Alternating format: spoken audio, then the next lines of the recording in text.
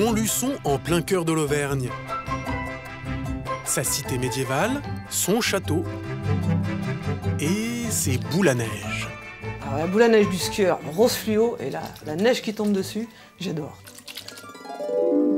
Et quand elle adore, Coralie Pernaut ne compte pas. La boule à neige, cette bulle de verre qu'on agite pour en faire tourbillonner les flocons, cette graphiste de 44 ans en a fait sa passion. Donc voilà ma collection de boules à neige. Il y en a plus de 900, on est même très proche des 1000. C'est mon petit délire, mon petit jardin secret, mes petites filles. Coralie possède des modèles insolites. La boule à neige qui secoue sa neige toute seule et en musique.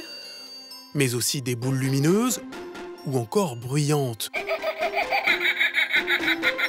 Toujours dans un esprit très kitsch. Tout ce que j'adore.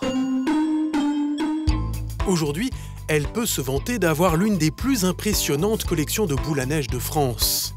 Pour s'y retrouver, elle les classe par destination. Mais comment en est-elle arrivée à se passionner pour cet objet, plus souvent considéré comme un gadget que comme un objet d'art? Tout est parti d'une blague. Voilà, la boule à neige de New York, la toute première du musée. Alors j'étais en vacances à New York avec des amis québécois et j'ai voulu acheter un petit cadeau rigolo à une amie. Et quand ils ont vu ça, ils se sont moqués de moi. Tellement que j'ai décidé de la garder. C'est la boule à neige qui a fait boule de neige. Et une fois que Coralie a mis le doigt dans l'engrenage, ce qui n'était au départ qu'un jeu est devenu très sérieux. Aujourd'hui, elle possède aussi des pièces d'exception. Bah, voici ma plus ancienne pièce, qui daterait d'après les recherches d'une américaine de l'Expo universelle de 1889, ce qui explique son état qui est quand même très endommagé. Donc c'est une tour Eiffel. Il manque malheureusement un étage. L'intérieur est en biscuit, elle est en verre. Je l'ai trouvée sur internet. Un miracle, un petit miracle. Je l'ai payé une soixantaine d'euros. Et la seule que je connaissais identique est dans un musée américain. C'est une pièce historique. Bon, elle a plus d'eau, mais c'est un miracle qu'elle ait pu traverser le temps. Et c'est certainement un des tout premiers modèles jamais fabriqués. Mais Coralie n'en a jamais assez. Et voici sa lubie du moment. C'est une pièce américaine de New York, en forme de cœur. Et là, c'est le Graal du moment. Là. Dans l'histoire de la boule à neige, c'est une des pièces mythiques. Les Américains ont fait beaucoup de boules à neige. Et je la trouve superbe. Mais pour l'instant, j'ai pas eu l'occasion de la rencontrer. Mais ça viendra.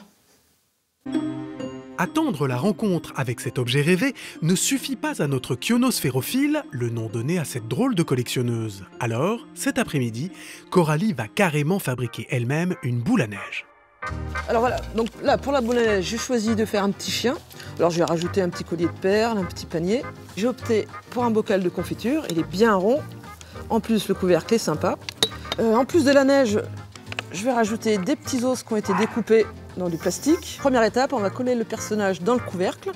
Pour ça, je vais utiliser de la colle à chaud. Il faut aller très vite. Et on colle vite. Voilà, on maintient un petit peu, histoire que ça saisisse bien. Alors étape numéro 2, on va mettre la décoration qui ensuite virevoltera dans l'eau. Alors moi j'ai opté pour de la neige, donc il faut en mettre très peu. Pour cette neige-là en particulier, je vais en mettre très peu. Donc, on va rajouter les petits os qui ont été découpés dans le plastique.